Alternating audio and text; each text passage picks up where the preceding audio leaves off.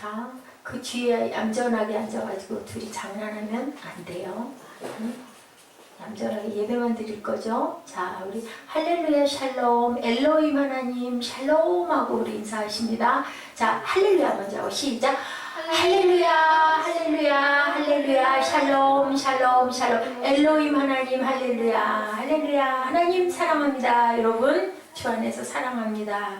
자, 금요 지난주까지 뭐 했어요? 우리 레위기로요. 뭐다음에 뭘 할까 하고 깊이 묵상하는 가운데 우리 야훼 하나님의 이름을 한번 불러보자 라는 감동이 왔어요.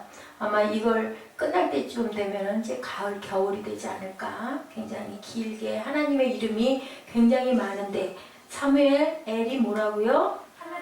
하나님이에요. 도장을 재밌는 얘기가 있어요. 집중해서 안 들으시면 얘기 안 해줄 거예요. 도장 새기는 도장집에 어떤 아저씨가 도장을 새기러 갔어요. 도장집 아저씨한테 도장 새기는데 얼마예요? 하고 물어봤어요. 얼마라고 그러셨을까? 10,000원. 10,000원에 도장 새겨주나요? 돈 안 받고? 10,000원입니다. 그러니까 한문도 한글도 똑같나요? 그랬더니 한문은 15,000원이고 한글은 10,000원입니다. 아, 우리 아들은 한글로 이름을 쓸 거니 그러면 자수는 어떻게 됩니까? 그랬더니 뭐 자수는 상관없습니다. 그럼 자수가 많아도 작아도 똑같이 10,000원인가요? 그랬더니 똑같이 10,000원이래요. 그랬더니 자, 이름 써진 이렇게 메모지를 하나를 딱 드려요. 그랬더니 이 아저씨가 도장 새긴 아저씨가 이렇게 봐요.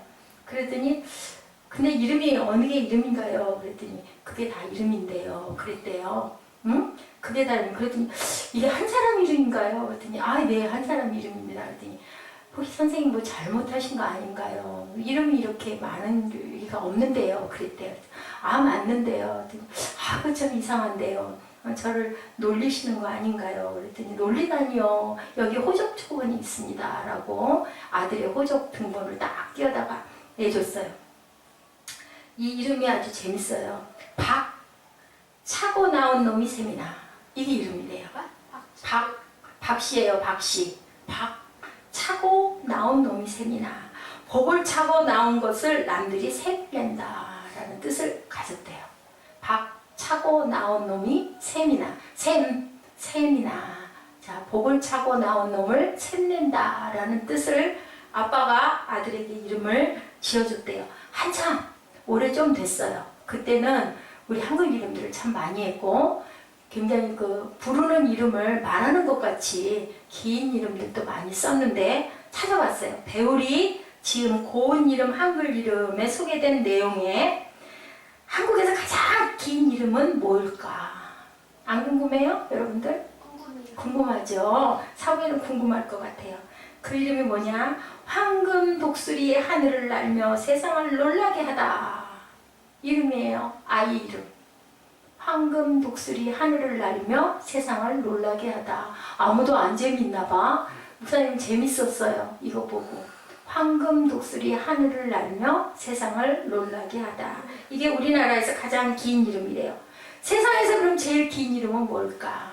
삐삐 롱스타킹. 피피 롱스타킹. 로타. 뭐더라? 에브라이메탈. 여러분들 아시죠? 피카소. 피카소 이름이 그렇게 길었다고 합니다. 네. 피카소는 원래는 뭐예요? 자, 파블로 로지 피카소로 그렇게 부르는데 이 피카소 이름이 굉장히 길어요. 파블로 딩고 호세 프란시스코 드 파우라 호안드로스 레메디오스 크리스피노 드 라산티스마 트리니나드 로이즈 피카소. 진짜예요. 근데 이 이름의 유래가 어떻게 됐느냐. 이 피카소가 연애를 많이 했어요. 그래서 사랑하는 애인이 생길 때마다 이름이 하나씩 올라갔대. 그래가지고 이렇게 길대요. 피카소가 원래가 미술을 하고 예능을 하는 사람들이 조금 특별한 데가 있어요. 괴팍한 데가 있고. 그래서 아마 이 사람은 피카소는 이러고도 남을 거다라는 뒷얘기가 있는데 검증된 정확한 얘기는 아니지만 피카소의 이름이 이렇게 길다고 계속 들려나오고 있다는 걸 보면은 맞기는 한가 봐요. 파비오 로이스 피카소인데 다시 한번 파블로 딩고 호세 프란시스코드 파오라 호안 드로스 레메디오스 크리스피아노드 라산티스마 트리니나드 루이즈 피카소. 굉장히 길죠. 애인이 이렇게 많았다라는 거예요. 자, 이름이 어때요? 이름 얘기를 하다 보니까 이런 이름이 나왔는데 여러분들 이름이 어때요? 우리나라도 이름이 굉장히 중요하게 귀중하게 생각을 해요. 그런데 누구도 이스라엘에서도 보면은 이름이 굉장히 그 사람의 캐릭터, 그 사람의 성격, 그 사람의 기질, 그 사람의 품질, 품성을 나타낸다고 그래요. 예지는 이름이 어떤 뜻이에요? 예수님의 지혜. 예수님의 지혜. 맞아, 그런 것 같아. 예지라는 이름을 누가 지었더라? 목사님. 제가 지은 게 아니라 맞아요. 이름을 잘 지으시는. 제가 지었어요. 제가 지어서 한 문자를 예쁜 자를 좋은 자로 만나게 해주세요 하고 그렇게 얘기를 했어요. 예지가 지금 몇 살? 몇 살이더라? 3살? 13살. 자기 이름 자기 나이도 몰라. 13년 전에 이름을 그렇게 지었던 것 같아요. 자, 우리가 이름을 딱 보면 그 사람을 알게 된다. 자, 자기의 삶을 이름으로 표현하는 민족, 아주 특별히 이름을 중요하게 귀중하게 여겼던 민족 누구? 이스라엘 사람들. 피카소도 그렇고 우리 한국 사람도 이름을 굉장히 소중하게 여겼다. 자, 우리는 오늘부터 뭐를 한다고요? 하나님의 이름. 하나님의 이름이 참 많다. 자, 하나님의 이름의 시리즈. 하나님의 이름과 함께 어쩌면 금년 가을이 될 수도 있다. 자, 하나님의 이름이 피카소만 못지않게 굉장히 많은데 오늘은 무슨 이름? 엘로힘. 하나님의 되심을 어떤 한 이름으로 나타낼 수가 없기 때문에 이름이 이렇게 굉장히 많다. 여러분들 아는 하나님의 이름 있어요? 여호와 라파. 어휴, 무슨 뜻? 무슨 뜻이더라? 치료하시는 하나님. 또 생각나는 하나님 이름? 엘로스. 엘로스라는 이름 없고 지금 하는 엘로힘, 그것은 창조주 하나님. 미가엘. 성부와 미가엘은 하나님 이름이 아니고 엘이 들어가야 돼. 엘. 응? 야훼 니시도 있죠. 니시는 뭐야? 승리의 하나님. 또 야훼 샬롬의 하나님. 무슨 하나님? 평강의 하나님. 있어요. 우리가 쉽게 알 수 있는 이름. 근데 오늘은 엘로힘의 이름이 어떻게 해서 생겼나. 자, 왜 성경은 하나님이 이런 다양한 이름을 우리에게 소개할까? 하나님이 하나님 되심을 한마디로 얘기할 수 없기 때문에 이렇게 다양하게 얘기를 하고 있다. 자, 하나님을 총체적으로 알아가는 일, 그것이 바로 하나님의 이름이다. 아멘? 아멘. 하나님을 우리가 예지하면은 예지가 왜 예지일까라고 연구를 하면 예지는 참 하나님을 잘 믿어서 예수님의 지혜구나. 사무엘은 왜 사무엘일까 하고 보니 사무엘 엄마가 한나네. 그러면 사무엘은 성전에서 자라는구나. 아멘? 아멘. 그래요. 사무엘은 그래서 기도를 쉬지 않는 구약에 보니까 아주 대단한 그러한 하나님의 사람이었다. 그래서 그런 사람이 되라라고 사무엘이라고 이름을 지었구나. 이렇게 알 수 있는 것처럼 자, 우리가 하나님을 이해하면 그분을 온전히 알 수 있다. 하나를 앞으로 끌어오기 전에 조용히 하세요. 시편 9편 10절에 야훼여 주의 이름을 아는 자는 주를 의지하오리니. 야훼여 주의 이름을 아는 자는 주를 의지한다고 그랬어요. 주의 이름을 온전하게 알면 우리가 주를 의지할 수밖에 없다. 우리가 첫째로 생각할 하나님의 이름은 오늘 첫 번째 뭐라고요? 엘로힘. 어근은 원래 엘 뭐라고요? 아니면 혹은 엘로아의 복수형이다.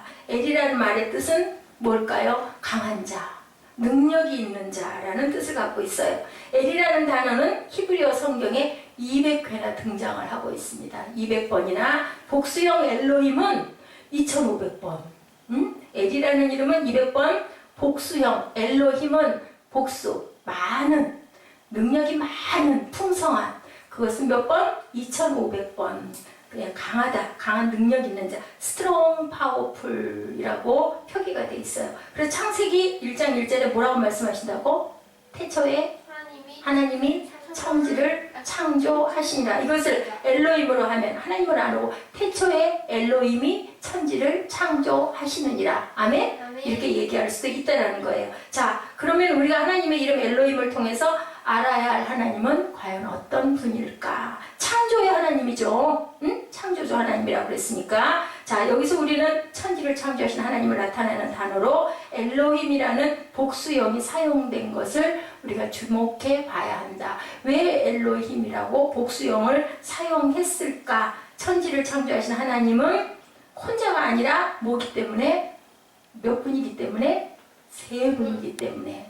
세 분이기 때문에 엘로힘. 자, 창세기 1장 26절에 뭐라고 말씀하셨다고요? 하나님이 이르시되 우리의 형상을 따라 우리의 모양대로 우리가 하나님의 사람을 만들자. 자, 내가 나의 형상을 따라 내가 나의 모양으로 내가 하나님의 사람을 만들겠다라고 하시지 않고 우리가 우리의 형상을 따라 우리의 사람을 만들자. 그럼 우리는 뭐예요?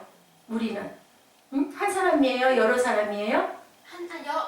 여러 사람. 여러 사람이에요. 그죠? 영어로는 뭐라고요?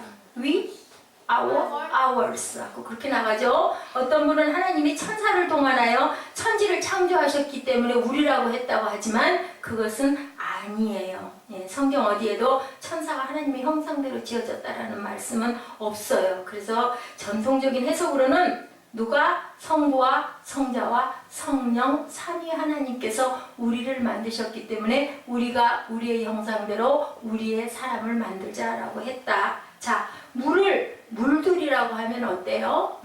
조그만 물이 아니라 물들이 흘러가고 있어. 그러면 우리도 느낌에 좀 큰 느낌이 들죠? 네. 이런 것처럼 거대한 이렇게 복수가 사용이 되면 초월적인 능력을 나타내는 거대한 힘이라는 상징이 되기 때문에 엘로힘 해서 복수를 썼다라고 우리가 알면 돼요.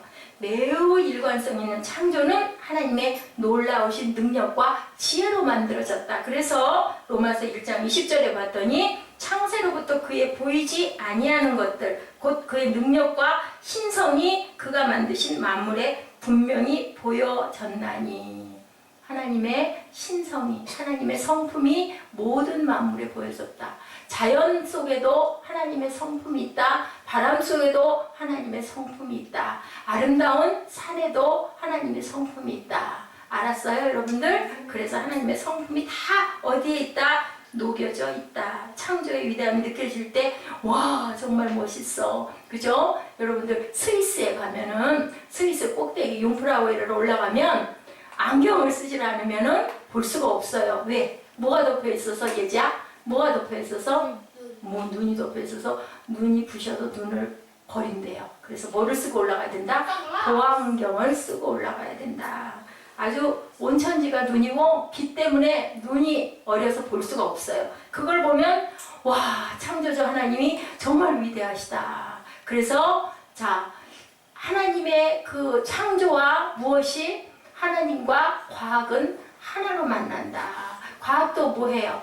과학도 너무 신비하다 해서 연구를 하죠. 그런 것처럼 창조를 신비해서 연구하기 때문에 과학과 창조는 하나로 만난다라고 얘기해요. 창조의 위대함이 느껴질 때 이렇게 우리가 놀라죠. 어떤 분이 전도를 절대 안 할 분 같았는데 로키 마운틴을 안 믿는 사람하고 4일 동안을 다녀오시더니 아유, 저 전도했어요 라고 얘기를 해드래요. 그래서 어떻게 전도를 하셨습니까? 라고 얘기했더니 같이 모시고 갔던 분이 로키 산맥 알죠, 여러분들? 그 꼭대기로 올라가더니 아이고, 하나님이 계시네요 그랬대요. 그래서 맞아요, 하나님 계시니까 우리 내려가면 교회 갑시다. 그래서 교회를 전도를 해서 모시고 왔다라는 그런 얘기가 있더라고요. 이렇게 우주에 가면 우주에서 보고 또 과학자들이 하나님은 계신다. 창조주가 분명히 계신다라고 얘기를 한다고 그래요.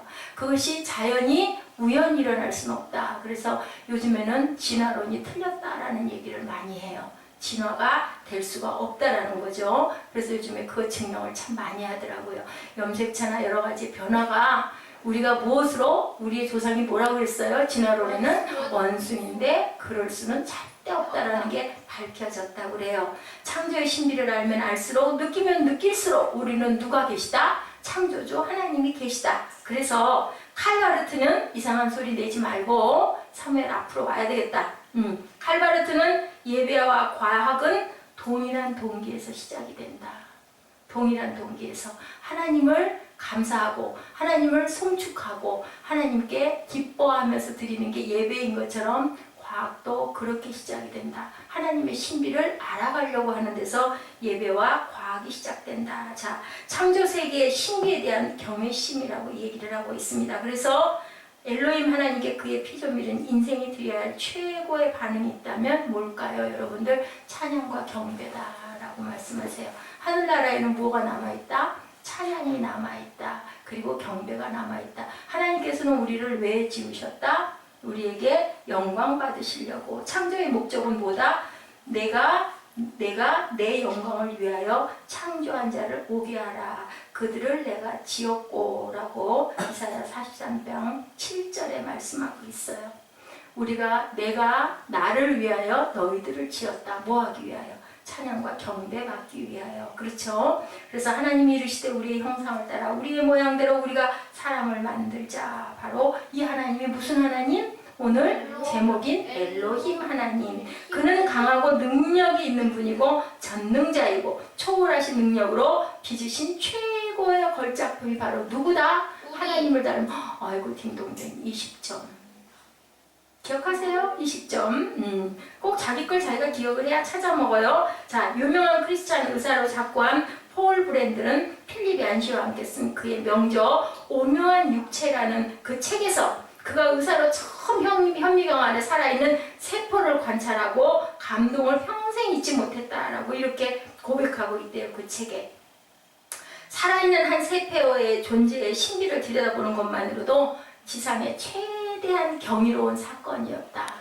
현미경으로 그거를 오묘한 것을 바라볼 때 그럴 수 있을 것 같아요. 그죠? 살아서 움직이는 우리 눈으로는 보이지 않는데 현미경으로 바라보니까 그게 너무 경이로웠다. 그리고 나는 내 생애 중에 누구라도 이 세포의 신비를 설명하는데 성공한다면 나는 공중 광고문을 쓰는 여러 비행기를 전세내서 하늘 높이 나르면서 내 돈이 바닥날 때까지 온 하늘에 감탄부호를 연달아 그리게 할 것이다 라고 이렇게 얘기를 했다고 그래요. 무엇을 내 생애 중 누구라도 세포의 신비를 설명해주는 사람이 있다면은 내 전 재산을 털어서 하늘에다가 공중 비행기를 띄우고 거기다 느낌표를 수없이 그리겠다라고 얘기할 만큼 그 세포가 아주 오묘하고 신비했다. 자, 내 돈이 바닥날 때까지 하겠다라고 얘기를 했대요.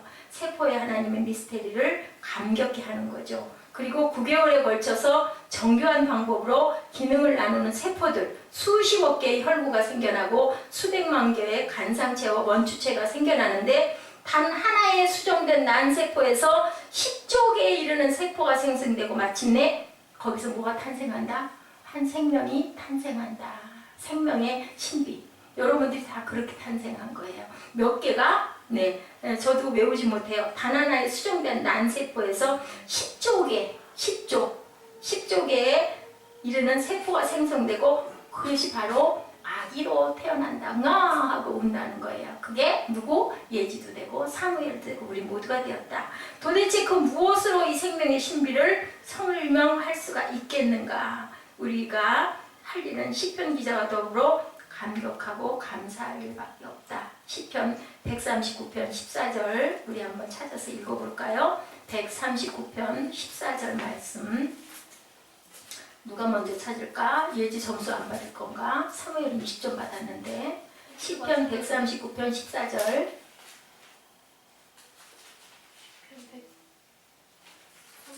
내가 주께 감사함은 나를 지으심이 심히 기묘하심이라. 주께서 하시는 일이 기이함을 내 영혼이 잘 아나이다. 네, 주께서 하시는 일이 기이함을, 참 오묘함을 폴 브랜드의 묘사는 주로 우리의 육체에 대한 것이지만 인간의 영혼은 또한 얼마나 신비한가. 시편 기자가 이렇게 얘기를 했죠. 그렇게 10조 개의 세포들이 모여져서 한 아기가 탄생하는 것도 너무 신비한데 여기서 시편 기자는 뭐라고 얘기를 해요? 나를 지으심이 심히 기묘한데 또한 내 영혼이 그것을 잘 안다라고 얘기를 해요. 인간의 영혼이야말로 하나님의 인격과 품성이 깃들어 있는 존재의 지성소다라고 원더풀 리메이드라고 이렇게 축복하시는 하나님. 네, 인간의 영혼이야말로 하나님의 인격과 품성이 깃들어 있는 지성소. 지성소가 어디예요? 지성소는 성전. 성전이에요. 영혼이야말로 인간의 영혼이야말로 하나님의 지성소이다. 여러분들 깊이 생각해 보시기 바랍니다. 근데 창세기 1장에 보니까 엘로힘 다음으로 제일 많이 나오는 단어가 뭐냐면 종류대로 얘기를 하고 있어요. 말은 뭐같이 만들어져요? 말은 원숭이. 말은 원숭이 같이? 말은 뭐같이 만들어져요? 양. 쉬운데 힌트. 무슨 힌트예요? 말은 뭐같이 만들어져요? 동물같이. 아이고, 말은 말같이 만들어지죠. 소는 뭐같이? 소는 소같이. 원숭이는 원숭이같이. 그럼 사람은? 사람같이? 아니에요. 사람은 뭐같이? 하나님의 형상으로 만들어졌다. 누구만 유일하게? 하나님의 형상을 닮은 건 사람이에요. 그죠? 창조성을 가지고 인간은 과학과 문명을 발전시키는 존재로 지어주셨다. 하나님의 특별한 사랑의 대상이고 기대의 대상이 누구다? 사람이다. 얼마나 존귀하고 얼마나 귀하고 얼마나 신비한 존재인가. 우리는 이래서 천하보다 귀한 영혼이에요. 그래서 하나님이 우리를 늘 붙들고 계시는 엘로힘 하나님이 계신다라는 거. 사랑할 수 있는 존재 여러분은 하나님을 기대하십니까? 아멘. 네. 하나님을 깊이 기대하시기 바랍니다. 그리고 그런 기대를 이루어드리는 인생은 또한 누구와 교제해요? 하나님과 교제하라고 우리에게 무엇을 주셨어요? 영혼을 주신 줄 믿습니다. 아멘. 그분과 교제의 시간을 보내지 않는다면 그분의 기대를, 뜻을 우리가 알 수가 없죠. 죄를 짓고 타락함으로 하나님과의 교제를 상실한 인생을 누가 오셔서 예수님께서 오셔서 무엇이 되셨어요? 통로가 되어 주셨기 때문에 우리는 기도할 때 누구 이름으로 기도하세요? 예수님의 이름으로 기도합니다. 아멘. 아멘. 고린도전서 1장 9절에 말씀하세요. 너희를 불러 그의 아들 예수 그리스도 우리 주와 더불어 교제하게 하시는 하나님은 미쁘시도다. 미쁘시다라는 뜻은 뭘까요? 신실하시고 믿을 수 있는 분이시다라고 얘기를 해요. 아멘. 자, 뭐라고 그러신다고요? 너희를 불러 그의 아들 예수 그리스도 우리 주와 더불어 교제하게 하시는 하나님은 미쁘시다. 엘로힘의 하나님은 우리의 경배를 기다릴 뿐 아니라 우리와 교제하고 싶어 하신다. 무엇을 통해서? 기도를 통해서 우리와 교제하기를 원하신다. 또한 엘로힘 하나님은 인간을 축복하신 하나님이다. 네, 저주하신 하나님이다? 아니에요. 축복하신 하나님입니다. 창세기 1장 28절에 뭐라고 축복하셨나요? 제일 먼저 사람을 지으시고 하신 일이 축복이에요. 1장 28절 하나님이 그들에게 복을 주시며 그랬죠? God bless them 했어요. 그래서 어떻게 한다고요?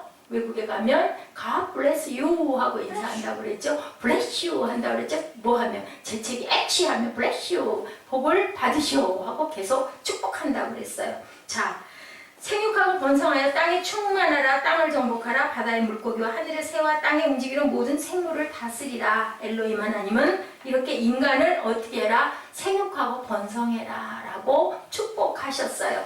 처음 창조하신 그들 누구에게? 아담과 하와에게 가장 먼저 하신 게 생육하고 번성하고 땅에 충만해라 라고 축복해 주셨다. 자, 영어 성경에서 보니까 뭐라고 했다고? God blessed. 축복하신 창조 사건의 결과는 God blessed.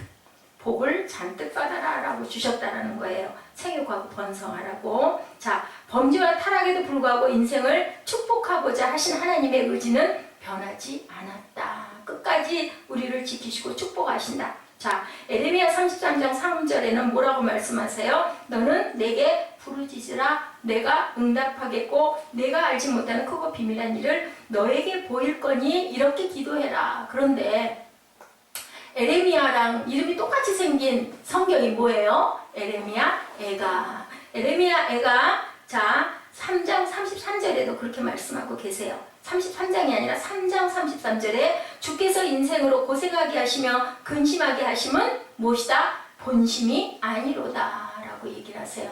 우리에게 환난도 믿는 사람에게도 환난이 있다고요, 없다고요? 믿는 사람에게도 환난이 있다고요, 없다고? 있어요. 있는데 그것은 하나님의 본심이 아니다. 징계가 본심이 아니고 심판이 본심이 아니고 무엇이 본심이다? 축복이 본심이다. 그런데 우리가 깨달지 못하거나 잘못하고 있을 때는 야단을 치신다. 아멘. 사랑하는 자에게 복을 주시기 때문에, 회초리를 주시기 때문에, 믿지 않는 사람도 환난을 주시고 믿는 사람도 환난을 주시는데, 믿는 사람은 하나님이 우리 아버지이기 때문에 아버지의 뜻을 우리는 알게 된다. 자, 물론 심판하신 하나님이 노아의 홍수 심판이 지난 후에 엘로힘 하나님의 첫째로 하신 일이 무엇인가? 여러분들 기억하세요? 창세기 9장 1절에 뭐라고 말씀하셨을까요? 창세기 9장 1절. 하나님이 노아와 그 아들들에게 복을 주시며 그들에게 이르시되 생육하고 번성하여 땅에 충만하라. 네, 뭐라고 그러셨어요? 물로 심판하고 나서도 복을 주시며, 첫 번째로 하신 게 생육하고 번성하고 땅에 충만하라. 심판이 끝나자마자 이렇게 축복하세요. 지금도 이렇게 생육하고 번성하라, 땅에 충만하라, 사무해라 하고 부르십니다. 땅에 충만하십시오, 여러분. 아멘. 엘로힘 하나님은 우리가 그분을 경배하고 그분과 교제할 뿐 아니라 그분의 축복을 누리며 그분의 축복의 통로로 쓰이기를 바라고 계신다. 자, 2008년에 우리 많이 알죠? 긍정의 힘. 네, 뉴욕타임즈의 베스트셀러였었어요. 네, 그 저자가 이렇게 얘기를 해요. 휴스턴의 레이크우드 교회 목사님인 조엘 오스틴은 축복을 사역할 필요가 있다고 주장했다고 그래요. 축복의 언약을 했다고 그래요. 그분이 담임이 되고 나서, 아버지가 담임이시다가 아들이 담임이 되고 나서 제일 먼저 하신 얘기가 우리 축복을 사역화합시다. 만날 때마다 무조건 축복합시다. 그래서 한참 그거 있었어요. God bless you, God bless you. 그리고 팔찌 찾죠. bless you 팔찌도 차고 유행이었었어요.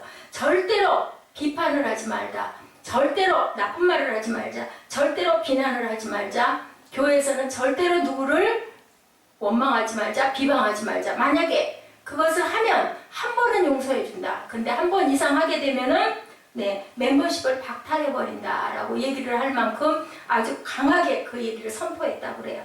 그래서 모든 교우들이 축복을 서약하고 축복을 생활했다고 합니다. 그랬는데요, 어떤 목사님 거기를 가보셨더니 교회가 월드컵 스타디움처럼 커다랗게 그렇게 지어져 생겨있더래요. 왜냐하면 사람이 가득 찼더래요. 그래서 도대체 저 현상은 뭘까라고 연구를 해봤더니 사람들이 축복에 목이 말라있다. 축복에 기갈이 들어있다. 그렇기 때문에 그 교회는 가기만 하면 모든 사람들이 축복을 하니까, 그래서 그 교회에 그렇게 많이 나오는구나라는 걸 알고요. 그리고 또한 그 교회가 그렇게 번창할 수가 없었다고 합니다. 사람들이 모두 다 잘 됐다고 그래요. 그렇게 축복을 하니까 여러분들 열심히 상대방에게 축복해 주시기 바랍니다. 축복은요, 인간을 변화시키는 하나님의 방법이다. 그래서 결국은 내 아내가 변하지 않는 것, 내 남편이 변하지 않는 것은 무엇 때문이다? 여러분, 무엇 때문이에요? 축복하지 않았기 때문이다. 야단을 치고 비난을 하고 흉을 보고 탓을 하고 원망을 하면 그 사람은 변화되지가 않아요. 근데 열심히 축복해주면 결국은 어떻게 된다? 그렇게 변화가 된다는 거죠. 그렇기 때문에 만약에 변화가 되지 않은 남편이 있고, 변화가 되지 않은 아내가 있고, 변화가 되지 않은 자녀가 있고, 변화되지 않은 부모가 있다면 누구 탓이다? 누구 탓이다? 내 탓. 내 탓이다. 내가 열심히 축복해줄 때 상대방은 변한다. 힘을 얻게 된다. 긍정하게 된다. 아멘? 레위기만큼 재밌지가 않은 것 같으네. 부모가 변하지 않는 이유는 자녀들이 부모를 축복하지 않았기 때문이다. 왜 안 변하냐 하지 말고 내가 과연 얼마나 내 자녀를 축복했나를 생각해 보라는 거죠. 이래서 레이크우드의 기적은 우리의 기적이 될 수가 있다. 이렇게 열심히 축복했더니 그렇게 많은 사람이 쏟아져 나오고 거기서 축복을 받는 사람들이 많았던 것은 뭐냐면 우리 입술의 긍정이 생명을 살린다라는 그 얘기를 하고 있습니다. 우리 모두가 뭐가 될 수 있어요? 축복의 통로가 될 수 있는 놀라운 기적의 역사를 우리는 분명히 일으킬 수가 있다. 무엇을 할 때 방향만 바꾸면 된다. 우리 생각을 바꾸면 된다. 어떤 방향으로? 긍정적인 방향으로. 비방어 야단치고 나무라는 것이 아니라 세워주고 살려주고 축복하는 우리들이 되어야 된다라는 거죠. 회개라는 게 뭐라고요? 돌이킨다. 방향을 바꾼다. 아멘? 저주의 삶을 뭘로? 축복의 삶으로 바꾸시면 된다는 거예요. 비난과 비판의 습관 대신 칭찬과 축복의 습관으로 바꾸자. 자, 지금 모습 그대로 아이고 난 어쩔 수 없어 이만큼 살았으니까 그냥 이렇게 살 거야 하면은 그거는 뭐다? 그것은 사탄이다. 고집을 꺾고 삶의 스타일을 바꿔라. 조엘 오스틴의 긍정의 힘에 이런 재밌는 얘기가 실려 있었어요. 배 한 척이 깜깜한 밤에 누가 나왔을 때처럼 베드로와 예수님이 나왔을 때처럼 풍랑이 있는 그쪽은요 낮에는 잔잔한 바다인데 밤에는 그렇게 풍랑이 세대요. 갈릴리 바다 이런 데는 풍랑이 센데 배 한 척이 칠흑 같은 어둠을 헤치면서 앞으로 나아가고 있는데 갑자기 선장의 시야에 불빛이 번쩍번쩍 앞에 들어오는 거예요. 깜짝 놀랐어요. 긴급 무전을 쳤어요. 뭐라고 쳤어요? 방향을 동쪽으로 10도만 트십시오 라고 무전을 친 거예요. 그랬더니 그쪽에서 답신이 왔어요. 그럴 수 없습니다. 당신이 서쪽으로 10도만 트십시오 그랬대요. 그랬더니 화가 나서 이 선장이 다시 메시지를 또 보냈어요. 나는 해군 함장이다. 명령이다. 내가 항로를 변경하라. 이것은 나의 통치 지역이다 라고 했어요. 그랬더니 상대방이 몇 초에 다시 메시지가 들려요. 저는 2등 수병이지만 그래도 제가 방향을 바꿀 수는 없습니다. 함장님이 먼저 항로를 바꾸셔야 됩니다. 어땠을까? 이 함장님이 화가 잔뜩 났어. 그래가지고 함장은 이렇게 얘기했대. 최후 통첩이다. 이 차는 이 배는 전투합니다. 나는 앞으로 전진할 것이다. 이렇게 선포를 해버린 거야. 나는 앞으로 갈 건데 너 안 비키면 내가 전투함이니까 받아버릴 거야. 그 얘기예요. 맞아요. 그죠? 그랬더니 뭐라고 답이 왔을까요? 퉁명스러운 대답이 다시 들려왔어요. 정 그러시다면 함장님 마음대로 하십시오. 여기는 등대입니다. 무슨 얘기일까요, 여러분들? 등대를 받으면 어떻게 될까요? 부서져 깨져요. 뭐예요? 생각을 바꿔야 된다. 귀를 열어야 된다라는 얘기를 하고 있어요. 자, 바꾸면 인생의 항로가 달라집니다. 여러분들 인생이 달라지니까 자 남편과 아내와 자식에게 회개를 요구하지 말고 내가 먼저 변하는 저희들이 됐을 때 자 등대를 들이받을 거예요. 내가 바꿀 거예요. 아멘?